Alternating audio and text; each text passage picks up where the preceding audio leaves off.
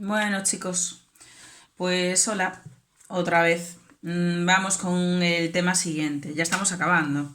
Esto sigue pues, fatal, pero bueno, nosotros vamos a un ritmo estupendo. Nos queda este tema, la novela correspondiente a este tema, con las preguntas que os pasaré de la ABAU, y el último tema, que todavía lo estoy redactando porque como era nuevo este año, pues bueno, lo tengo que hacer un poco a mi gusto y tal, y seleccionar textos y todo eso. Pero vamos, que vamos genial. Vamos como si, bueno, pues como si estuviéramos en clase normal. Vamos allá. La narrativa hispanoamericana de la segunda mitad del siglo XX. El boom, el llamado boom de la narrativa hispanoamericana, y veis que aparecen 4 autores en el encabezamiento, ¿no? En el título del tema. El tema está dividido en 3 puntos. El importante es el punto 3, que es donde empieza realmente el boom, ¿vale? De la novela hispanoamericana. Pero los 2 primeros puntos son un poco la introducción, cómo se va gestando esa literatura que es mi favorita, es lo que más he leído en toda mi vida, literatura hispanoamericana. Por eso os decía que este tema me gusta personalmente, ¿no? Bien, entonces vamos a empezar por esa introducción. Veis que el primer apartado se titula Realismo tradicional, tal. Bien, entonces, lo he subrayado yo ya a mi gusto. Veis ahí, dice, os voy explicando como siempre a mi aire.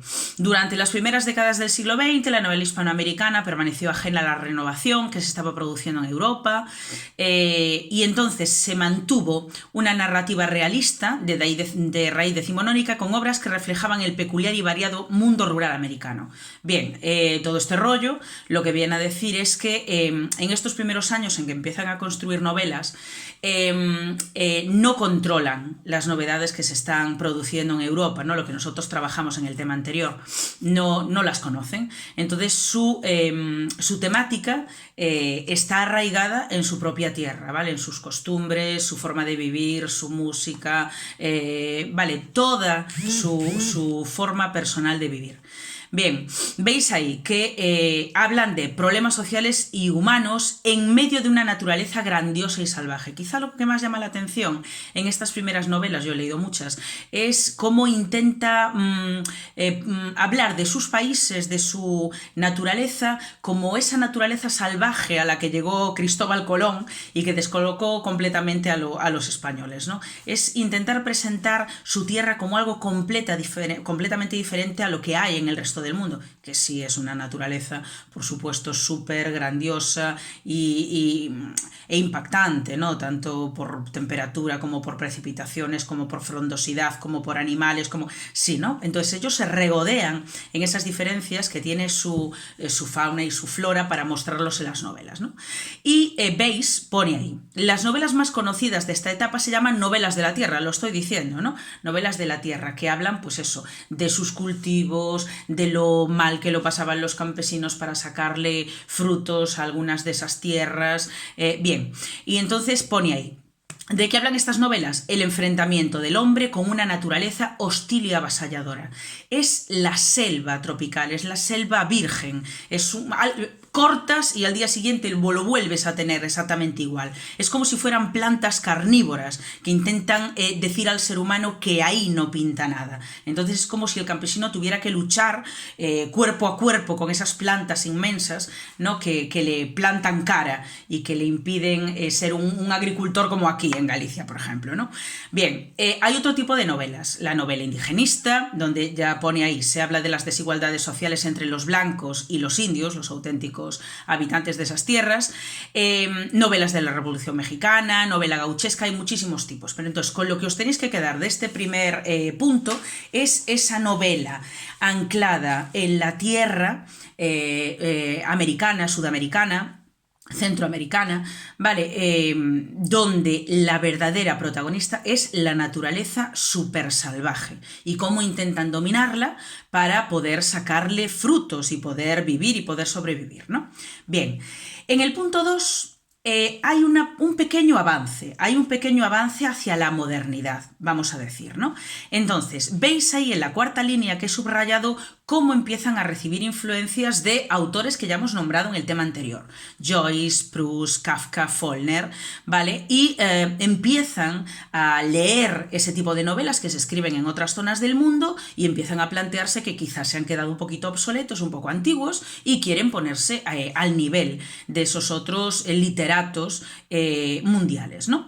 Bien, entonces pone en el segundo párrafo: se abandona el interés casi exclusivo por el mundo rural y por la denuncia social y aparecen los temas existenciales del hombre contemporáneo y los ambientes urbanos. ¿Veis el cambio? En vez de nombrar, en vez de situar todas las obras en un ambiente pues campesino, brutal, salvaje, aparece ya pues un mundo más urbano, más de ciudad, y los problemas que tenemos todos los seres humanos, tanto en Japón como en Brasil, ¿no? O sea, cómo nos sentimos los seres humanos de solos, de agobiados, nuestras ansiedades, nuestros miedos, nuestras esperanzas. Vale, una temática común a todos los habitantes del planeta. Bien. Pone a continuación: se introduce en las novelas lo fantástico, lo onírico, lo irracional, y aparece así el realismo mágico o lo real maravilloso, donde la realidad y la fantasía aparecen ligadas. Esto lo vamos a explicar muy bien cuando trabajemos a García Márquez. García Márquez es el mejor representante de esta línea de realismo mágico, pero ahí lo define muy bien. Es mezclar algo real, completamente creíble en nuestro día a día, con cosas extraordinarias que no tienen ni por dónde cogerse. Pero como es literatura, pues lo tienes que aceptar, ¿vale? Lo vamos a ver en uno de los textos que vais a tener que leer de García Márquez, y bueno, lo trabajaréis como una de las características. Bien, y pone en el último ahí, en esa última línea, que adoptan también, por lo tanto, técnicas narrativas nuevas, pues el monólogo interior, el desorden cronológico, cosas que para nosotros ya son de lo más corriente, para ellos son novedosas, y lo empiezan a incluir también en su forma, en sus novelas, ¿no? Bien, y aparecen nombrados autores que se acogen a esta nueva forma de escribir. El más importante lo tenéis ahí, ya con mayúscula, Borges, pero otros están subrayados también por mí: Carpentier, Sábato, Asturias y Rulfo, ¿vale? Todos esos nombres, a ver, son 4, tampoco es muy difícil recordarlos, son muy importantes, deberíais incluso, pues eso, subrayar alguna de las obras de los 4, una obra de cada uno, por lo menos para ponerlo. Bien. Entonces, este punto 2, vuelvo a repetir, de lo que habla es de cómo van entrando en los caminos que escritores norteamericanos o escritores europeos ya habían abierto hace años, ¿vale? Y cómo ellos pues copian esta forma de escribir, tanto en temática como en técnicas literarias, ¿de acuerdo? Entonces, el primer autor que aparece, el primero y el único de los que hablan, porque ya veis que son un montón, pero se escoge a Borges porque quizás es el más famoso de ellos, ¿no? Borges fue un hombre muy especial, ya publicaba con 10 años, un niño también superdotado, publicado con 10 años, fue premiado, tiene el premio Cervantes de las letras, y se quedó ciego al final de su vida. Algo muy llamativo, porque fue un hombre que vivió prácticamente encerrado en bibliotecas, un hombre que utiliza además el símbolo de la biblioteca, es uno de los símbolos que aparecen en su obra, ¿no? Como esa espiral en la que mucha gente se mete pues para vivir una vida alternativa, ¿no? Una vida de cultura, una vida intelectual. Borges, veis ahí que era un escritor argentino y escribió muchos cuentos y relatos cortitos. He subrayado algunas de las obras más famosas, vienen ahí: Historia universal de la infamia, Ficciones, El Aleph, El Hacedor.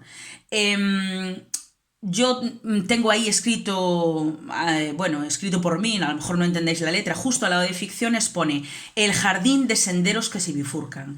Esa obra entraba antiguamente en selectividad, fue la obra que tuve que leer yo, complicadísima, yo la verdad que no entendía tampoco un pimiento, soy sincera como siempre, es una obra muy compleja, hombre, si lo leo ahora ya es otra cosa, pero leerla con 17 años, 18 años, pues no entendí gran cosa en aquel momento, ¿no?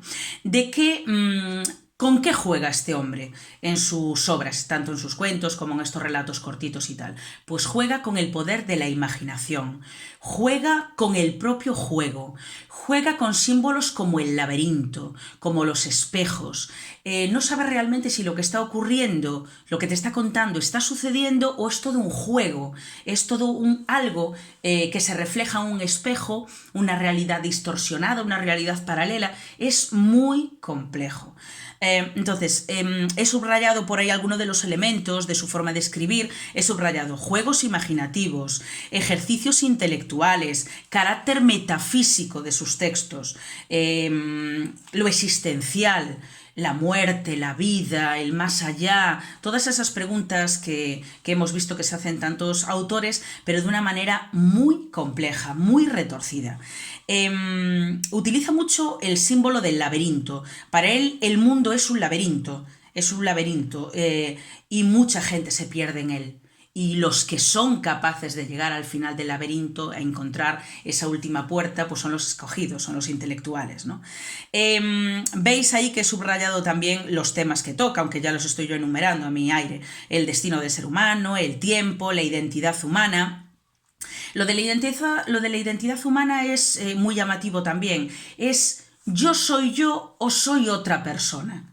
Somos todos dos personas a la vez. Es ese desdoblamiento, ese rollo medio bipolar que todos tenemos, ¿no? Escribe varios relatos con esta temática. La eternidad, la concepción del mundo como laberinto, cuyo fin es la muerte, vamos, más o menos ya os lo he dicho. Entonces, en la última línea de esa página, veis que habla otra vez de los laberintos y en la página siguiente de los espejos. Bien, también habla de los ríos, pero bueno, lo de los ríos ya no suena de tantos autores que ya no quiero perder el tiempo con eso. Entonces, esperemos que no pongan nada de Borges porque es complicadísimo, es como filosofía elevada a la máxima potencia, muy complicado, así que no creo que a ningún alumno, y menos siendo de estos últimos temas con lo que tenemos encima, le vayan a poner un fragmento de este autor. Bien, y llegamos entonces a lo que me interesa. Lo que me interesa es el punto 3, es donde tendríais que centrar todo el peso del tema y seguramente pues escogiesen a uno de estos autores del boom para que vosotros lo desarrollaseis en el punto teórico, ¿no? Entonces, aparecen ahí citados en el primer párrafo los autores principales de este boom. Tenéis ahí Vargas Llosa, Cortázar, Cabrera Infante, García Márquez, vale, aparecen con subrayáis un titulito, como siempre, de cada uno de esos autores, vale, pero todo el mundo conoce 100 años de soledad, por ejemplo, de García Márquez. Lo más importante para mí de esa carilla 2 es lo que aparece a continuación, ese párrafo que tenéis ahí. Ese párrafo lo que encierra es diferentes formas de novelar en este boom hispanoamericano. Yo os he dicho antes que lo que conoce más el profesorado y lo que leemos habitualmente es el punto que tendréis ahí marcado con un asterisco por mí, el realismo mágico. Son las obras que a mí más me gustan, que cuando empecé a meterme en este mundo me sorprendieron tanto porque era tan distinto a lo que se escribía en España que bueno, te adentras y te ahoga. Tanta magia y tanta ironía y tanto humor y esa naturaleza violenta y las pasiones y son obras súper originales, ¿vale? En aquel tiempo, ¿no? Bien, pero hay otros caminos por donde va la literatura, no todo fue realismo mágico, ¿de acuerdo? Entonces yo he marcado ya con 4 guioncitos lo que tenéis que estudiar. La primera corriente es literatura fantástica, a mí no me gusta, pero bueno, ahí está, la literatura fantástica. Mezcla acontecimientos insólitos, sueños o universos imaginarios que ponen de manifiesto aspectos ocultos de la existencia dentro de argumentos que no se alejan de la realidad.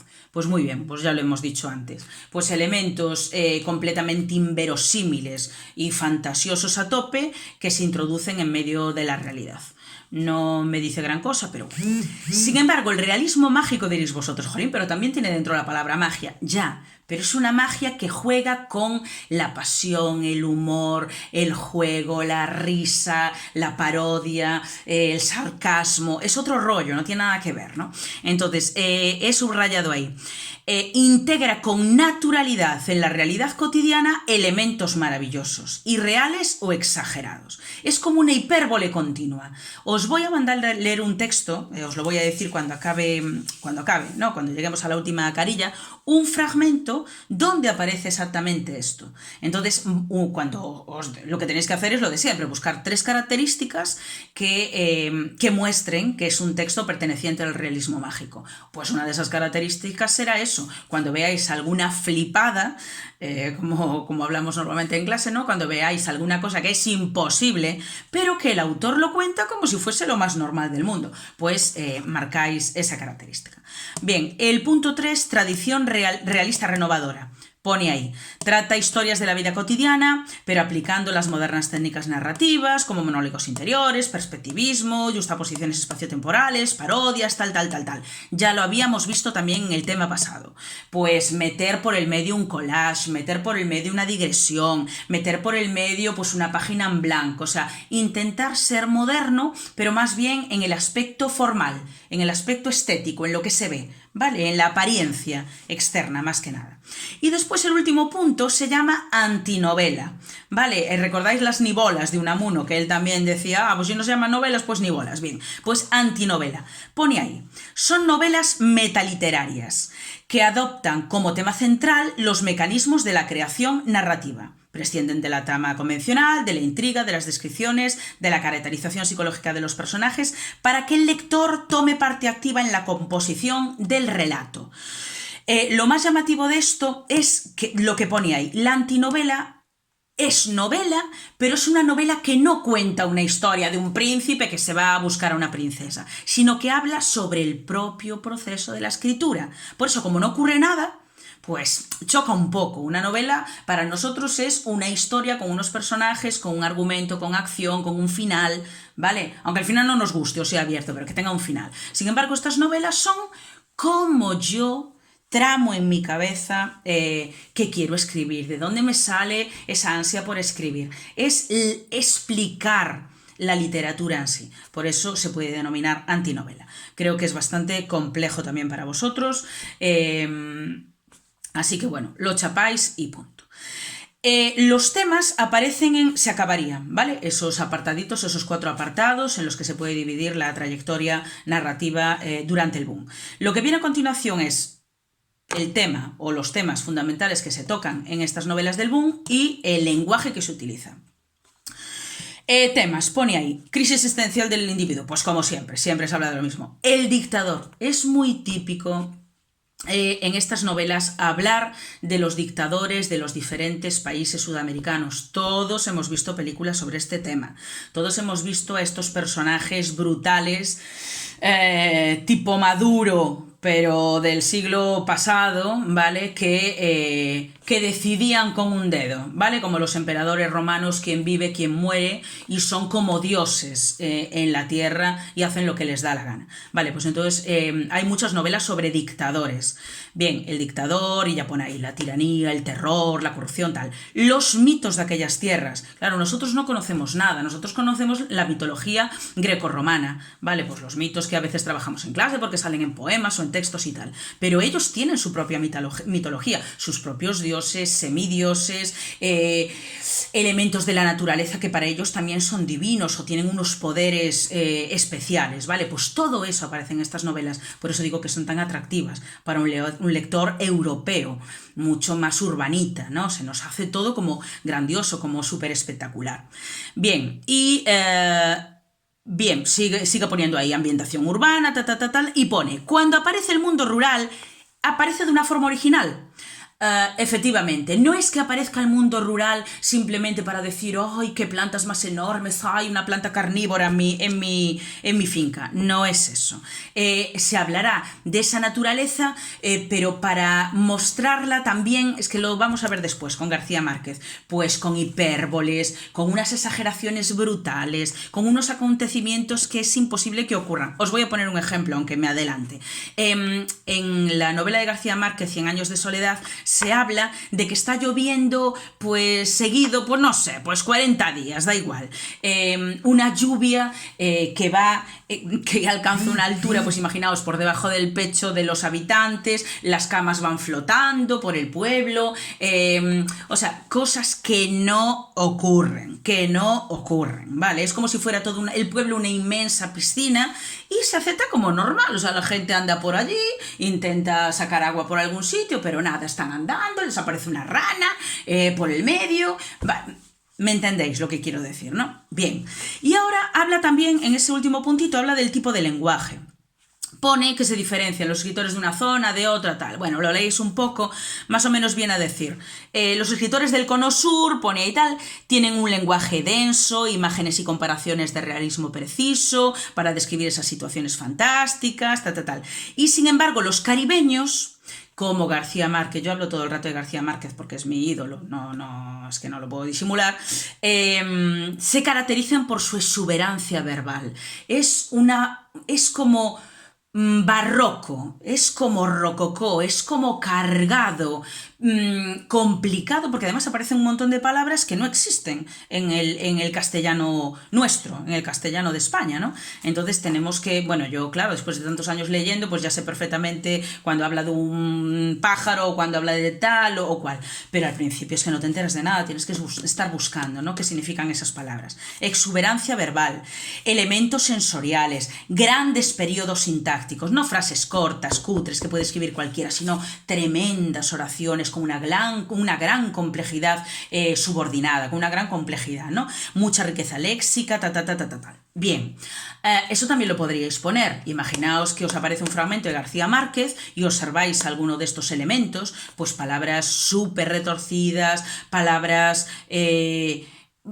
unas frases súper largas, súper complejas para describir un elemento, pues también podréis ponerlo como segunda característica. Bien, vale. Entonces ahora en la última página aparecen los 3 grandísimos escritores.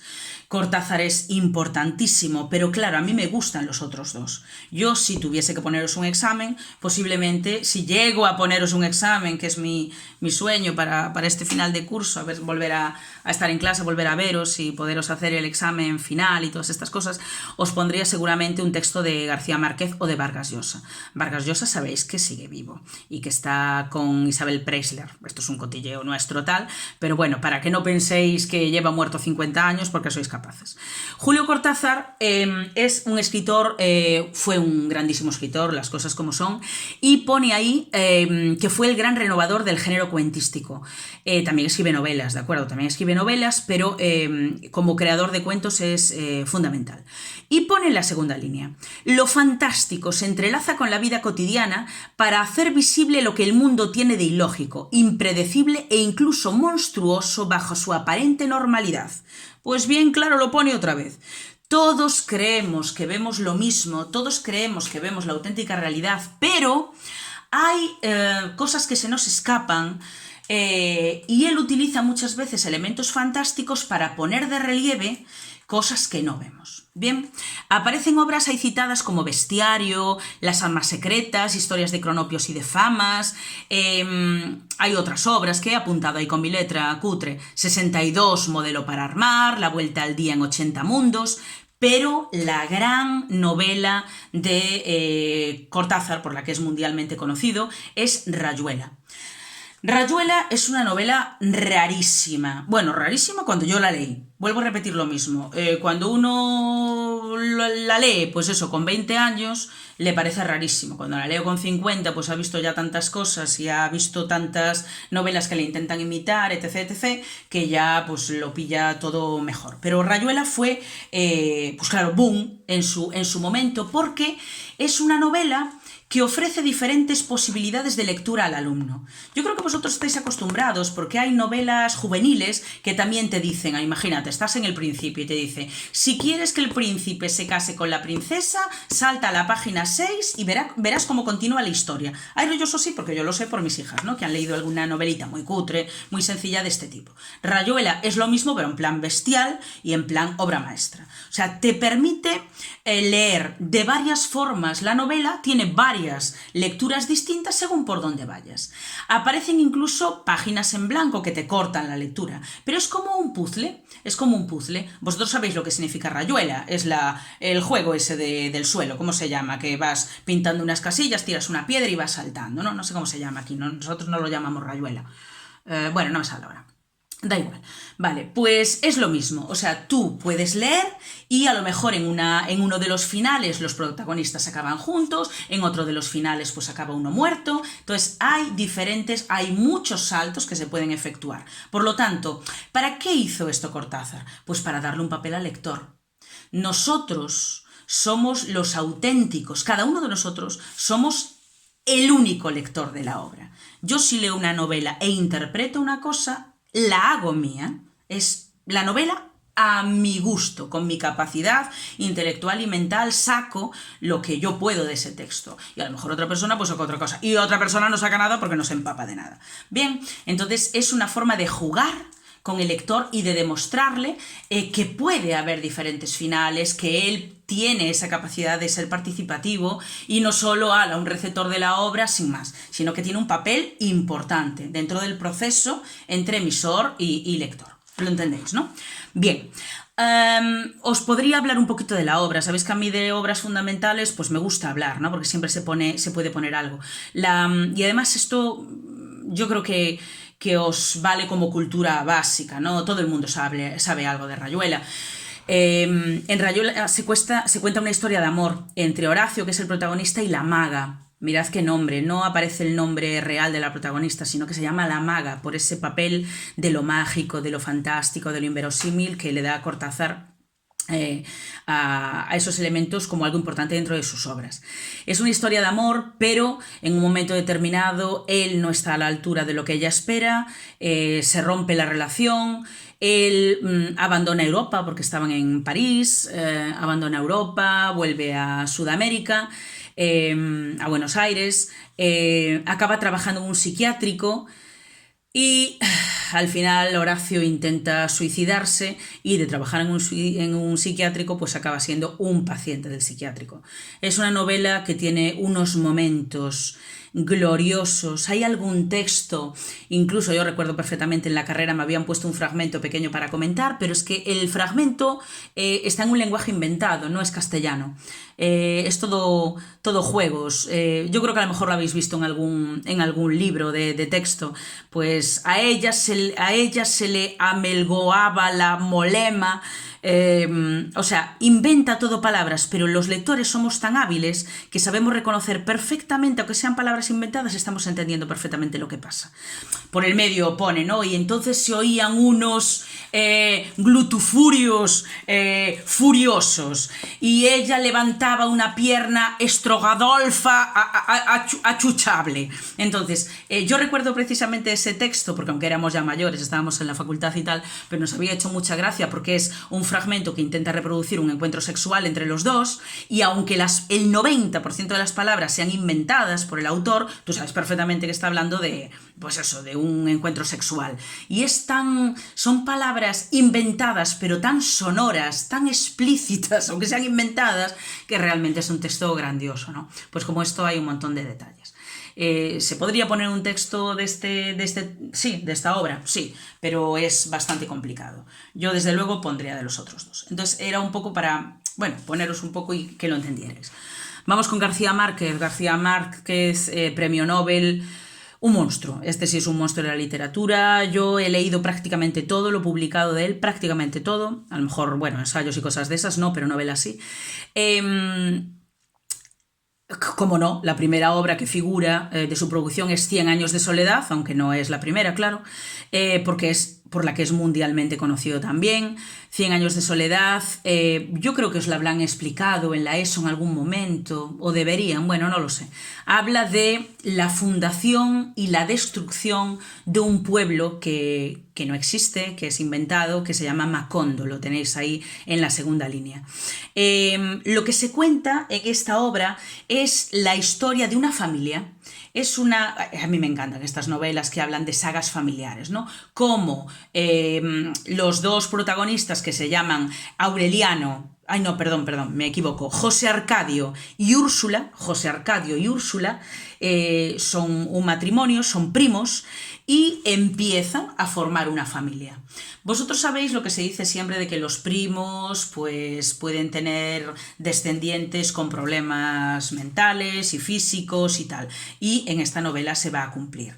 Porque había una maldición en aquellas tierras, por eso digo que los mitos, sus creencias, sus historias, que nosotros no conocemos, pero son muy, para ellos, claro, pues son muy importantes y aparecen en las obras. Se decía que cuando dos primos pues eso, se casaban y tenían relaciones, podía salir en cualquier momento un hijo con cola de cerdo. Claro, a nosotros esto nos hace gracia, pero es que en la novela ocurre. Aparece al final un descendiente con cola de cerdo y eso es el inicio de la destrucción de esa familia. Entonces, bueno, lo que intenta mostrar esta obra es como un collage también de todo lo que ocurría en Sudamérica en aquellos tiempos, ¿no? Las revoluciones militares, las investigaciones que había para ponerse al día a nivel intelectual, los dictadores terribles, cómo asolaban las tierras, cómo acababan con su gente, vale, también los avances tecnológicos, cómo llega el tren, el cine, vale, también el odio hacia Estados Unidos, hacia las potencias del norte, pero todo eso aparece contado a través de esta saga familiar, con todos sus líos amorosos, sus muertes, cómo se van liando unos con otros. Bueno, es súper alucinante, es una obra, yo, de verdad, a los que os gusta leer, esto es una obra maestra. Esto es una obra maestra. Es de lo mejor que se puede leer. ¿Y por qué digo que es una obra típica del realismo mágico? Pues lo vais a ver en el texto que vais a tener que leer, pero yo os lo adelanté antes, ¿no? Aparecen personas que resucitan, aparece gente que de repente es capaz de levitar, aparecen lluvias, eso, que duran 4 años enteros sin parar ni un solo día, transformando totalmente a la gente, ¿no? y al pueblo. Aparece eso, los bebés con cola de cerdo. Entonces, el final es súper triste porque se ve como un viento, que también es como un viento mágico, borra todo ese pueblo que tardó tanto en construirse, que les costó tanto a esos dos primos que empezaron a formarlo y todo eso, ¿no? Es muy, muy, muy bonito, o sea, es así todo una explicación muy cutre, muy por encima, pero bueno, espero que os haya por lo menos intrigado un poco si os apetece y que os apetezca leerla, ¿no? Bien, otras obras que aparecen de García Márquez las tenéis por ahí y tal. El amor en los tiempos del cólera, Crónica de una muerte anunciada, que es la que tenéis que tener leída ya. Espero, porque yo la semana que viene os explico la novela y os doy las preguntas y os doy las contestaciones a las 4 preguntas de Abau. Otras obras, las he escrito ahí con mi letra cutre: El otoño del patriarca, La mala hora, Relato de un náufrago, Del amor y otros demonios, La hojarasca. Y he escrito también ahí a la izquierda, bueno, he puesto otra más, El general en su laberinto, pero la última obra, porque esto está bien ponerlo, queda chulo, ¿no? Como quien, ay, mira cómo sabe hasta la última obra que escribió este hombre y tal. La última obra que escribió se titulaba Memoria de mis putas tristes. Memoria de mis putas tristes. Yo, por supuesto, lo compré y lo leí. Y es súper triste. Habla de un hombre anciano. Se piensa que es algo autobiográfica, pero bueno, no me lo creo yo. Un anciano que se enamora perdidamente de una prostituta de 13 años y bueno, y sus últimos meses de vida con ella, ¿no? Súper triste y ya no está a la altura del resto de su producción. O sea, él ya estaba muy castigado por la enfermedad, estaba muy mayor y no hace justicia al resto de la producción, pero bueno, está bien que la pongáis. Vuelvo a repetir, Memoria de mis putas tristes. Es muy delgadito, se lee muy rápido, tiene detalles que están muy bien, que recuerdan al mejor García Márquez, pero sin embargo en otros momentos dices, jo, cómo perdió este hombre y tal, pero bueno, es normal, ¿no? Es normal. Y bien, antes de ir con el último autor, de acabar, de García Márquez es el fragmento que quiero que trabajéis y del cual tenéis que extraer las 3 características. Buscáis en internet una entradita que pone 10 fragmentos memorables de 100 años de soledad. Ponéis así, 10 fragmentos memorables de 100 años de soledad. Vienen los 10 fragmentos, como pone el título, obviamente, y vosotros tenéis que trabajar el fragmento 7. El fragmento 7, ¿vale? Pues eso, hacedlo, y si tenéis alguna duda, aunque nadie me está preguntando nada, pero si tenéis alguna duda, pues me lo comentáis, ¿vale? Es una maravilla de texto, una maravilla. Lo puse pues hace 2 años. Hace 2 años lo puse en el examen de la 3ª evaluación.